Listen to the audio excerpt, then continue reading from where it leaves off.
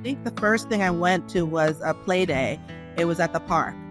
And so I was just amazed to see all of these homeschool families, and especially other African American families. I was really amazed to see this large community of homeschoolers.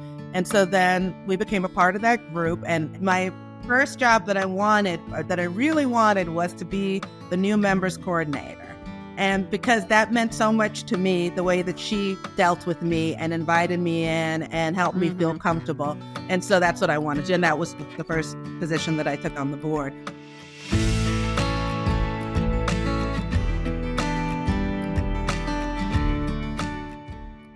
Hello, everyone, and welcome to the Zan Tyler podcast, where our goal is to help you thrive in your homeschool journey. Before we begin today's episode, I just want to remind you to subscribe to this podcast wherever you listen or watch, including YouTube, and leave us a review if this podcast has encouraged you. Leaving a review also helps other homeschool parents like you find our podcast. And as always, you can follow me on Instagram and Facebook for more content. I am so excited to introduce you to my friend and guest today, Michelle Shaw. Michelle is a Caribbean-born American and the mother of 5 who homeschooled her children through high school. Prior to that, Michelle received her BA degree in economics from Harvard College and her JD from Harvard Law School. She practiced law for 6 years before she and her husband, Alan, chose to focus on homeschooling their 5 children. With grown children, Michelle is currently the director of Eastside Academic Studies, a co-op and hybrid school, and was also the director of DeKalb Christian Home Educator Support Group for 10 years. Her husband is a professor and pastor, and Michelle is very involved in her community. Michelle's life is really a testimony to what it means to focus on the needs of others first. Stay tuned. I think you'll really be encouraged by my conversation with Michelle. When my family started our homeschooling journey, there were so many decisions to make, but one of our best decisions was choosing to use BJU Press Homeschool.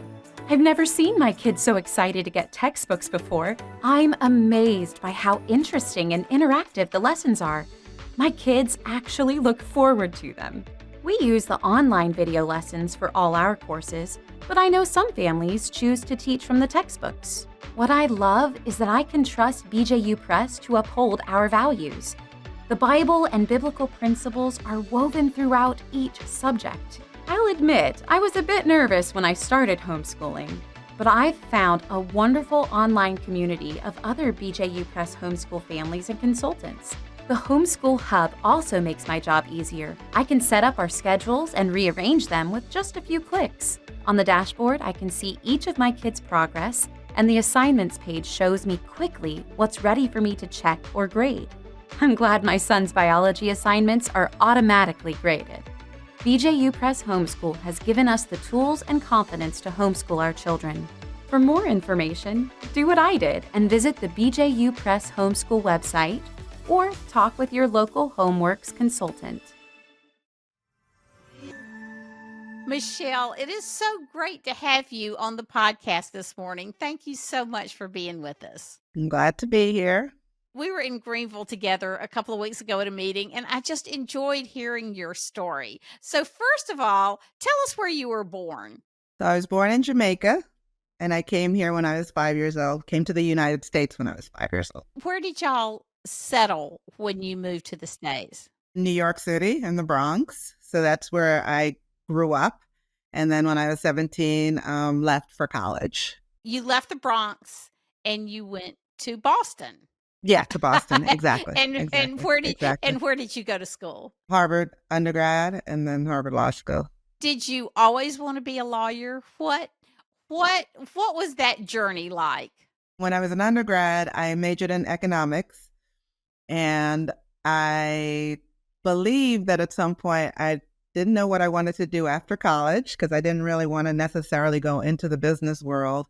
And so I did a prep course for the LSAT and did well in it. And so then I decided, why don't I go to law school, extend my schooling a little longer since I don't know what I want to do. And I did enjoy a constitutional law class that I had taken. So where in the mix of that did you meet your husband? So freshman year, we were in a cafeteria. So he was at Harvard also. And so we met just normally and found out that we were in the same class together. We were in a computer science class. He is now a professor in computer science. So at the time, he, of course, was doing great in the class and I was struggling. So he so-called tutored me. But so we became really good friends. He didn't know the Lord at the time. As far as what I believed, I should just limit it to just being friends. And so we were really good friends for a few years. And then junior year, that was freshman year, junior year, he decided to start coming to church with me. So he came regularly to church. And then the summer after his junior year, he accepted the Lord as a savior. Then we could officially date, but then things just went up and down for a while. And 9 years later, we got married. Oh, that's amazing. So you had finished law school and everything Yes. by the time y'all got married. Yes. Okay. Yes, that's correct. So then did you stay in the Boston area? Yeah, we decided to stay in the Boston area. Joe and I, as a young couple, lived in Andover for a year. Mhm. We were Uh-huh. in Philly. We were in Philly for a year where our second son was born, and then we were in Andover for a year, and then we moved back home. But Boston is an Okay. amazing place. We Mhm. got into the city, not a lot, but enough to really enjoy it. So tell me how you went from Harvard Law, getting married, to homeschooling. When I graduated from law school, I ended up working at a law firm, at one of the major law firms in Boston, and learned a lot there. But after about a year, I didn't really feel like I was doing something meaningful for what I wanted to do, and they demanded a lot of your time. And so if I'm going to put a lot of time into something, I would love to be doing something that's meaningful, that I think that is worthwhile doing.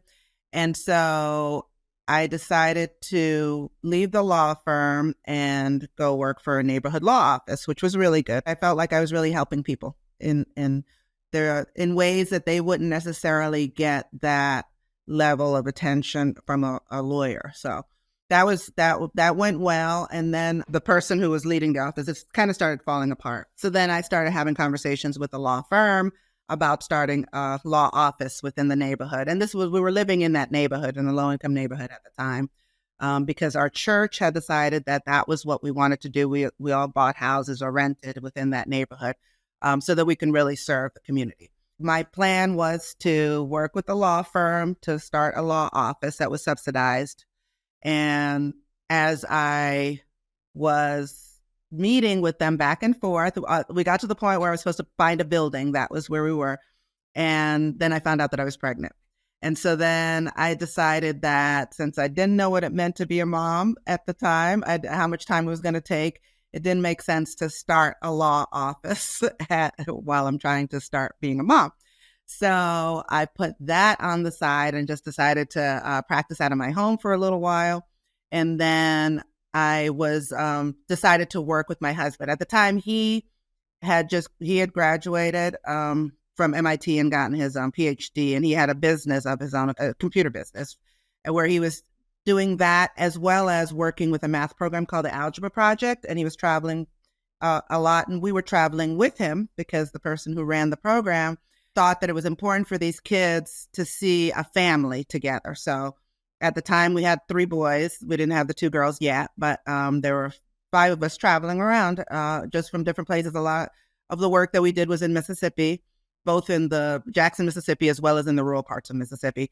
And we went to different parts of the country. So we were traveling a lot. At the time when my oldest son turned 6, where we had to decide what we wanted to do as far as schooling was concerned, we were trying to be led by God. What do we do? Because we were traveling and we didn't necessarily want to stop the traveling because the school would dictate then the schedule and we wouldn't be able to travel with my husband. The other thing was we were in the city of Boston, like I said, and the school system wasn't the best. And so we didn't necessarily want to put them in the public schools. And then other option was to bus them in this program called Metro from the city to the suburbs. And we didn't want to do that because, we didn't really want to take them out of their own community. Right. And then private schools, we just couldn't afford. We had one income and that wasn't going to happen. And so while my husband was a student, he was an office mate with a young man who his girlfriend at the time became his wife, was the head of a homeschool publication. And she was also a consultant for homeschoolers. They didn't have any children, but that's what she was. So that we had several conversations about homeschooling. We didn't know any homeschoolers, but we had conversations about homeschooling. Was that the first time you had ever heard of homeschooling or been exposed to homeschooling, or? Through them was the first time we were really being exposed to homeschooling. Yeah. We didn't really know much about it before that. I hadn't thought about it. My husband talked to them from before we even had kids. So it's been years now that we've been talking about the homeschooling option. So it was nice to know that that was an option. And so what we decided was, well, why don't we try that? We'll just try. We'll see how long it lasts for. But for now, especially since we wanted to keep on traveling together, we decided that we would try homeschooling. And so that's how we started. So how was the first year of homeschooling? It was wonderful because this is now officially homeschooling when the oldest is 6. But prior to that, we were teaching them. We were homeschooling them. They're 2 years apart each. So at this point, they were 6, 4, and 2. So even before that, as we were traveling, they were very self-motivated and they were very academically focused. So they loved reading and they loved doing little puzzles and word searches and that kind of thing. And so it was just a continuation of that. It was just a continuation. I think I got a book now that had basic curriculum of comprehensive curriculum of basic skills. I got this big book and for first grade. And so I just had my son going through that. But for the most part, when we first started homeschooling, we weren't so much focused on curriculum because they were just doing a lot of things that they were learning from. So they were learning from all these different activity books that they enjoyed. We used to go to the museums all the time. And my husband had an office mate also who was given educational computer programs to test out. She didn't have any kids. She didn't know any kids. So she gave them to us to have our kids testing them out. So they loved all of these educational games on the computer. And so for us, it was sort of just a natural thing into what we were already doing. What year would that have been, Michelle? I'm trying to base the computer games, what genre was that? Yeah. That was around 1998, late 1990s. Okay. Late 1990s. Okay. Yeah. So you have 5 children now. Yes, that's correct. And did you homeschool all of them all the way through? Yes. They've all been homeschooled throughout their lives. Yes. Or do you have any left at home or have they all graduated? They've all graduated. The youngest are 23.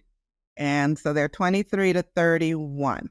Are any of them in Atlanta with you, which is where I think you live now, the Stone Mountain area? No. So the 2 girls, twins, they're still in the area. One of them is attending the university, Kennesaw State University, where my husband is a professor. And so she lives on campus, but it's only about 45 minutes away, 45 minutes to an hour. And then the other one, she's at home attending Georgia State University. And so she commutes. Oh, good. That's good. So 2 boys are in California now. 1 boy is in Detroit, Michigan. And 2 of them are married, but no children. No grandkids yet. Oh, you got so no much grandchildren for us yet. You have so much to look forward to. Yes. Definitely looking forward to it. Tell us first about what you think is the best part of homeschooling and what kept you going through all those years of homeschooling. The best part for me was the amount of time that I got to spend with the kids. That was the best part, that we just did so many things together. And so whether it was doing the museum stuff or just doing different clubs, activities, we did speech and debate. We got to travel, spent time in hotels and traveling together. And then I felt like I was learning so much during that time as well. I was learning so much along with them. My husband and I, we could sew into them what our beliefs were, our faith, desire for them to really focus academically and do the best that they could. Just the amount of time that we were able to spend with them, I think, was the most important thing to me. What was the hardest thing for you? Because I think homeschooling moms today, we have a lot of new moms who are coming in from COVID. They've never thought about homeschooling before, and all they see are the obstacles, which I can understand. Homeschooling Mhm. is a I know. glorious choice, but it also can be a hard choice, especially if you've never considered it before. One thing that I hear about mothers saying when they were during COVID, when people had to be home, one of the hardest things I think is being a teacher and a mom, and being both. And so it's balancing that. It's balancing your academic expectations of your kids and putting pressure on them and trying to make sure that they do what they're supposed to do with being a mom and just loving them and having fun with them and having them see you as just a mom. And so that balance is not always easy thing to have. Patience, you grow in your patience. That's right. And so a lot of these challenges actually, to me, are abilities to grow, because I did feel like I grew a lot with those kinds of challenges, as far as how to manage people and deal with people and deal with different personalities. And our kids definitely had different personalities. And so it wasn't easy as far as them doing what I want them to do when I wanted them to do it. And I just had to figure out different ways of making things happen without it being, a big battle. I mean, with our girls, we definitely we had the normal mom and girl battles, personality battles. And they could team up And on you as so twins. Yeah. with twins, exactly. It was a challenging time for me through high school, and they know it too. They'll say it. But on the other side of it now, I mean, we are really close, and it's a really good relationship, but it is challenging just balancing that relationship. I think also financially, of course, that's a challenge, because if you are a couple, if you're a married couple, it's still, you're probably living off of one income. And so we were very good friends with the people at Goodwill for clothes. That's right. But different things. There were 7 of us, so we didn't eat out very often, even at a fast food restaurant. The money would pile up, so I cooked a lot. So we had a lot of home cooked meals. So that definitely sacrifices financially. And I Yeah. know that for others, for those who are single moms, it really is a matter of finding the support that they would need to be able to do Right. that. Right. So this is the time of year when people are deciding, where am I going to put my kids in the school in the Mhm, fall? mhm, And I can mhm. remember when I was a young mom, and of course, my decision was a little bit different because I had so much legal trauma surrounding it with threats of jail and all of that. Yeah. But I've often looked back on that and realized that the decision to homeschool sometimes is harder than homeschooling itself, because you're on the Mhm. outside looking in, you're anticipating everything that can go wrong, you're anticipating all the conflict you may get from family or neighbors, and you're not seeing the joy of it. So, if you Yeah. had one piece of advice to give a mom or dad out there today who is trying to decide to homeschool but hadn't gotten there yet, what would you tell them? Make sure that you know what's going on in your kids' lives. And if you choose to put them in school, or if you see that they were in school, and it's not working for them, there is an option. There's a real option of homeschooling. And I agree with you. I think that when you think about all the voices that are going to come at you as far as, oh, you can't do that, and especially within the Black community, there are a lot of people who fought hard for us to have certain schools, for us to be in the That's public right. schools That's and try right. to have resources within the public schools. And so I definitely run into a number of people with family members. It could be a mother-in-law, it could be a mother, or somebody who they've been in the school system all their lives. And so why are you taking your kids out of the school system? And I think one of the main things, if it is a husband and wife situation, is that that you're both on on the same page with it, with the homeschooling, because I do think that you're going to need the support of each other as you have these other voices. But if you do have that, and if you really believe that God is calling you to do it, you will have the resources to do it. And there are so many resources out there now. Like you were saying, in your time, there just weren't that many resources. Right, There was a lot of battles against it, all of that. In today's world, there are a lot of resources, and people are now seeing the results of these homeschoolers. Colleges are appreciating homeschoolers. That's right. And so it's not like the way it was before, where people think you're just a bunch of weird people. I mean, there are communities of homeschoolers. There are people who have definitely achieved a lot and done well. And so there's a path that's already set.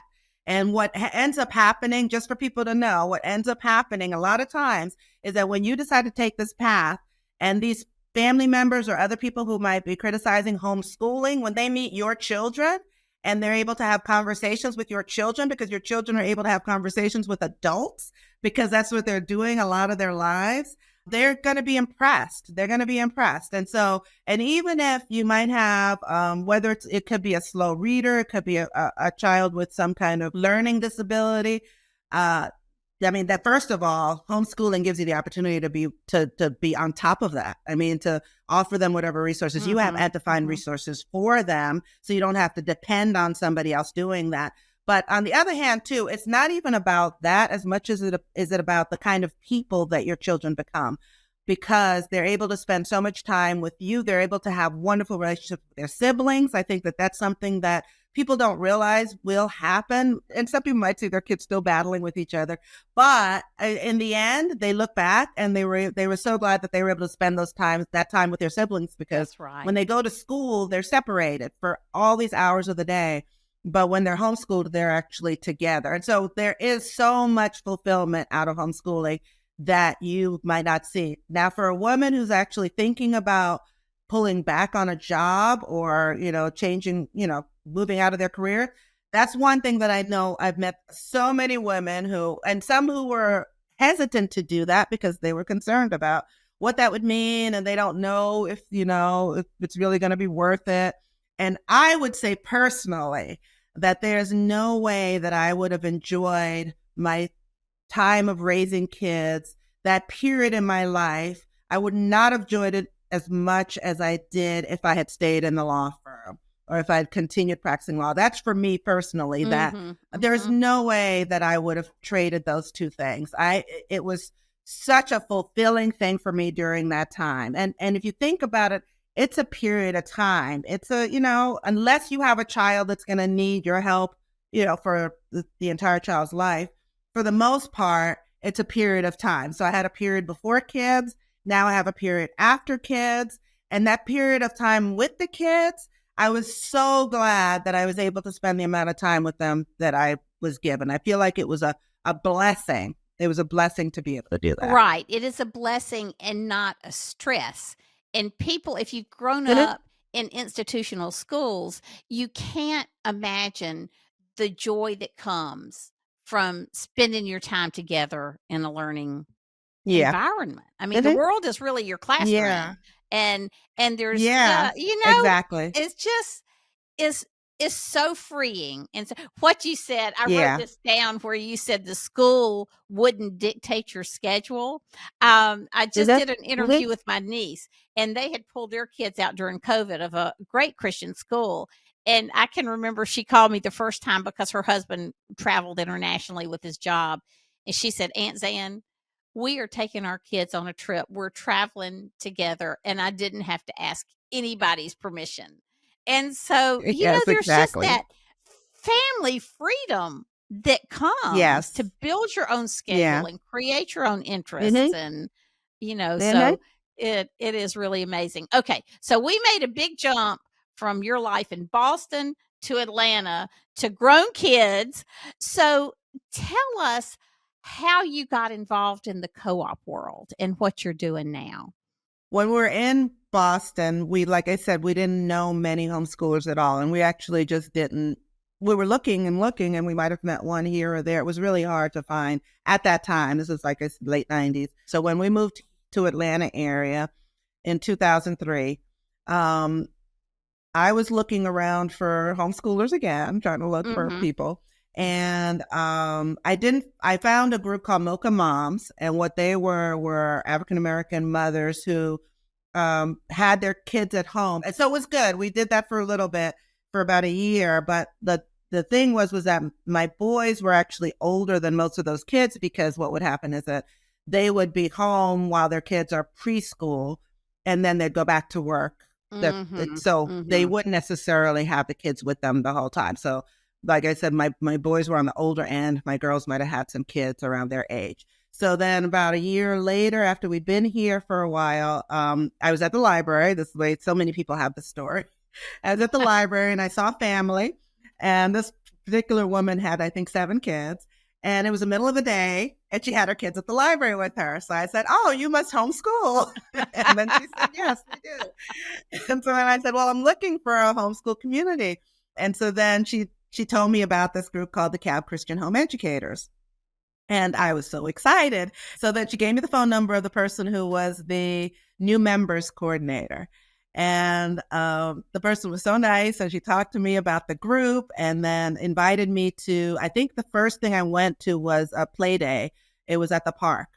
And so I was just amazed to see all of these homeschool families, and especially other African-American families. I was really amazed to see this large community of homeschoolers. And so then we became a part of that group. And when it came time for me, I wanted to, at some point, be in some kind of, I just, like helping out in some way. Yes. But my first job that I really wanted, was to be the new members coordinator. And because that meant so much to me, the way that she dealt with me and invited me in and helped me feel comfortable. And so that's what I wanted. And that was the first position that I took on the board. At the time, they had like speech club, and they had math clubs and science clubs and spelling bee. But the main thing was that when we took our kids to these different activities, and there wasn't a lot of curriculum stuff, so we did that mostly at home, but it was clubs. And when we took our kids to these things, we hung out together as moms. We had chess club, we took them to chess tournaments, and then we would just spend time together talking as moms. And I think that meant so much, to be able to feel like you had that kind of support. And we would also have these monthly support group meetings where we would be able to share with each other just different, whether it's curriculum or just support, just encouragement. Were you still homeschooling at that point? Yes. Okay. Yes. Okay. Yes. This whole time I'm still homeschooling. And so I was the head of it for about 10 years. My daughters were now I decided that when they were in, they're twins, I mentioned that. But, that when they were now in 11th grade, I think, I decided that I would try to find somebody else to take over so that I would still be around while that person takes over. And so that was smart. Yeah. I was able to talk to Nicole Doyle and her sister, because between them, I think they had 9 or 10 kids between the two of them. And they had the whole age range. So I knew that they'd be around for a while. And so I was able to make that transition. And then when I did that, I was also asked to be the director of Eastside Academic Studies, which was called Lilburn Academic Classes at that time, LAC. And at first I said no, because I thought that, I wouldn't want to do that until after my girls had graduated. But then I really prayed about it, and I oftentimes do that, say no first and then I pray about it. You're right. Yeah. And so then I realized that we were, like I said, my daughters and I were in our battling mode. And so at that point, I had decided that I was going to give them more responsibility for their academics anyway. And they were in classes for most of what they were doing, once a week classes. So I wasn't their main teacher for most of what they were doing. And they wanted more independence from me. That's what they kept on saying, Mom, leave me alone, leave me alone. So I thought, well, it's probably good for me to focus on something else. But then the other thing I thought was, because this is where they were taking most of their classes. And I was teaching at the LAC at the time, but Eastside Academic says I was teaching there. And I'd been teaching there for about 8 years or something like that. I taught debate and economics and government. I thought that if I took over while they were still around, they would be my eyes and ears, which they really were. They loved telling on kids. They loved telling me everything that was going on. So through them, I knew whatever was going on within the school amongst the student body, because they were just my little eyes and ears. And so then they were on the student council, along with other kids. And so that was a good transition. And so I took over that. So that's a program where we offer once-a-week classes, 90-minute classes, and it's a la carte. So you can just take one, or you can take 5 or 6 classes. And one of the wonderful things about those kinds of programs, and we're middle school and high school, one of the wonderful things is that a lot of times parents don't feel like they are, equipped to teach maybe physics or algebra 2, or that they can't do labs. And so the kids come to classes once a week. The teachers assign everything. They're there for, extra support, whatever that might be, but the parent doesn't have to teach everything. And then the other thing that's nice is that you have teachers who are passionate about whatever their area is. So I could probably teach reading, and I did teach some of it to not reading, but literature, grade literature, 10th grade literature. I can teach that, but we were able to find a teacher who's just passionate about it. She loves it, Yes, she loves Shakespeare, and she loves this and that. And so, that teacher actually inspired it's funny, the 2 sons who they both ended up working for Google. So they were both like that kind of mindset, computer programmers. However, they both were loving English. So one of them actually majored in English and minored in computer science.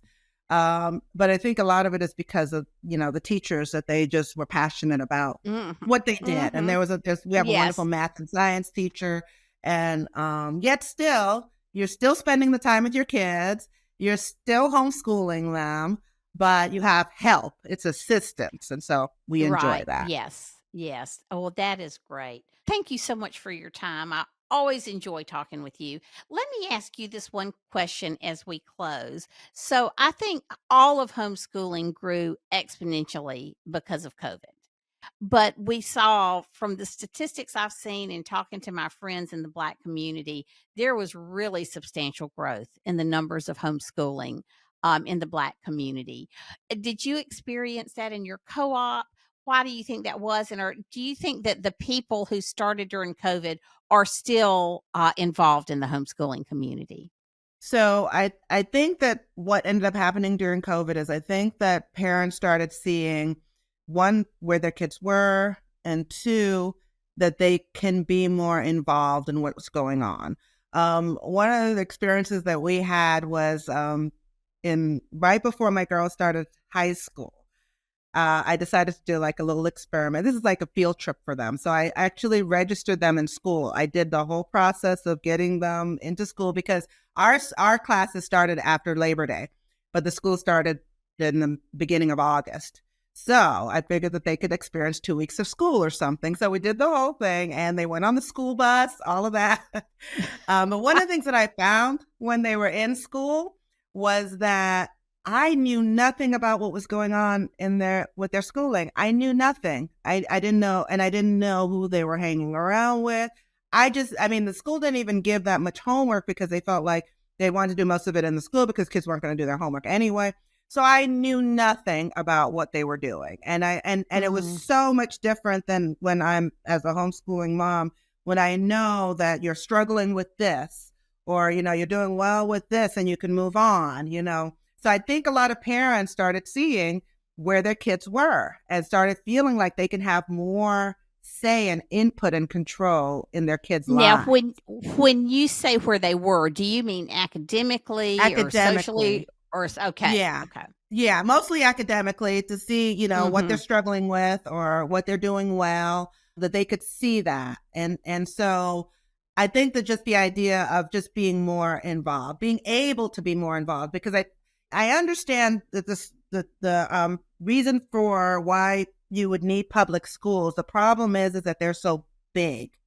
They're so big. And a lot of times they don't know how to really involve the parents. I know that a lot of times people say parents are not involved.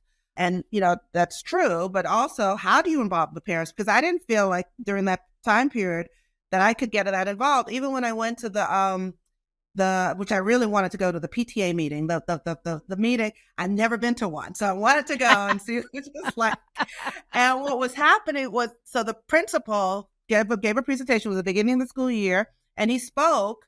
And then it was like, that was supposed to be all that it was. I raised my hand because I had things to talk about with what was going on in the class with my students. And it was that was a strange thing for me to speak Ask up. a question. Yes. And I thought that was so strange, because I just had this idea in my mind that when you have these meetings, it's like all the parents are able to talk and, give input and feedback and everything. But that was out of the ordinary. But anyway, so I think that is the feeling like you can really be involved. Now, as far as people staying, I know a number of people out here that they said yes. So we started homeschooling during COVID, and then we started to continue. And I was just sitting next to somebody just the other day who said that. Some have continued with the homeschooling. Some will do like we have here online charter schools. So some people might do Georgia Cyber Academy, which means that the kids are at home, but they have the whole curriculum, teachers, all of that online. And so that's kind of like a transition for them. Some have done micro schools, which is because when they were during the COVID time, they might have had their kids getting together in these little pods. And so I think that they see with the micro schools that they have more input, more involvement. The biggest thing I think is that I believe parents want to be involved. I know that a lot of times people say, oh, they don't care. And especially within the Black community, they don't care.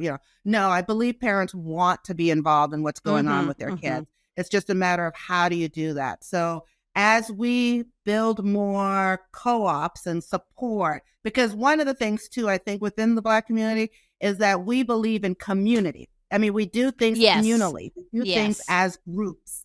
And so that was one of the things, like I said, that when I joined the co-op, that made such a huge difference, that we're able to see all of these kids, and our kids saw other kids who were homeschooled, and they built these communities. And I always tell the story about, I know I'm going a little bit backwards now, but I always tell the story about being a part of the co-op, that you grow together as families. You really do. It's not just the kids with each other, it's the parents. We all grow together as families.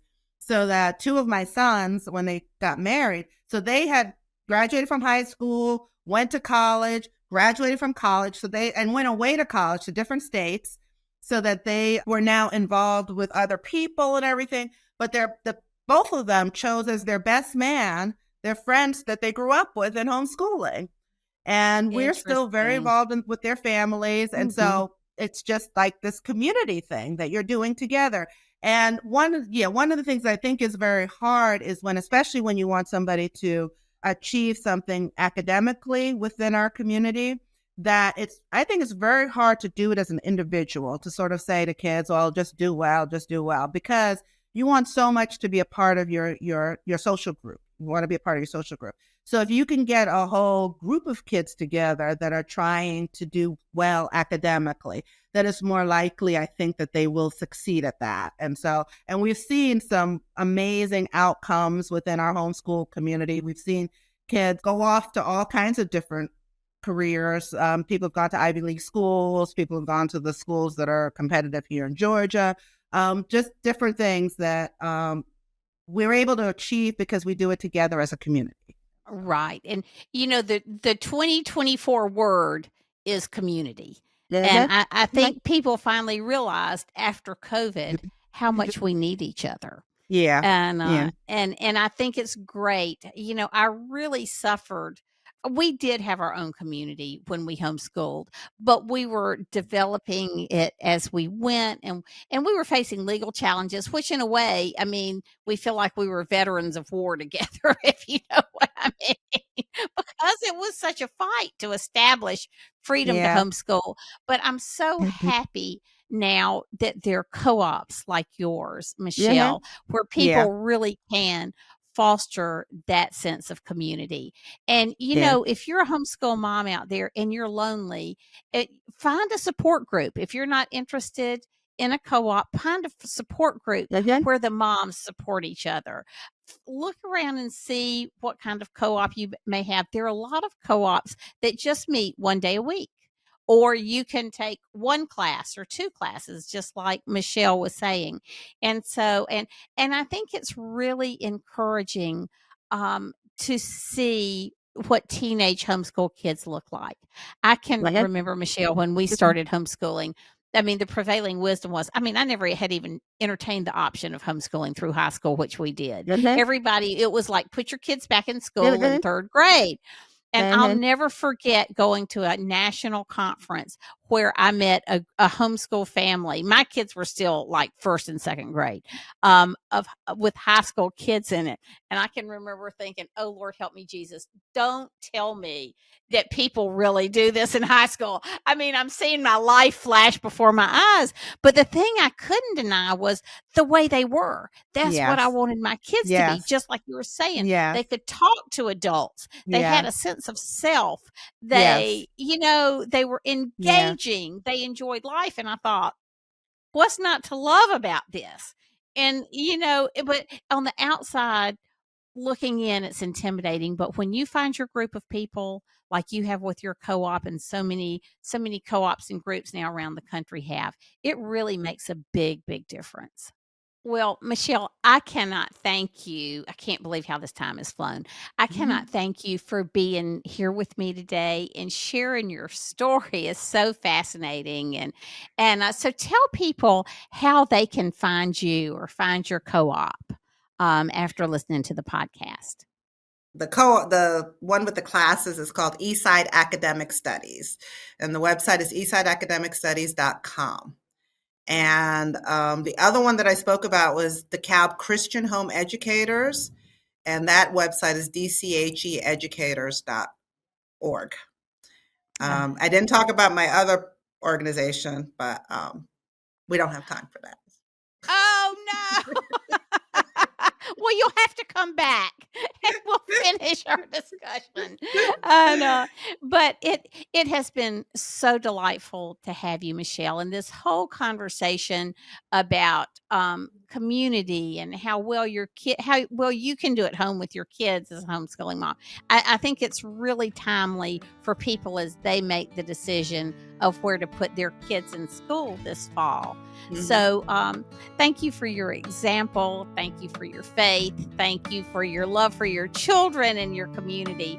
It's just been a pleasure having you. And as always, you can find me at zantyler.com on my website and on social media. Thank you so much for being with us today. We know you have a lot of other places you can spend your time. So we hope that this has been a blessing to you.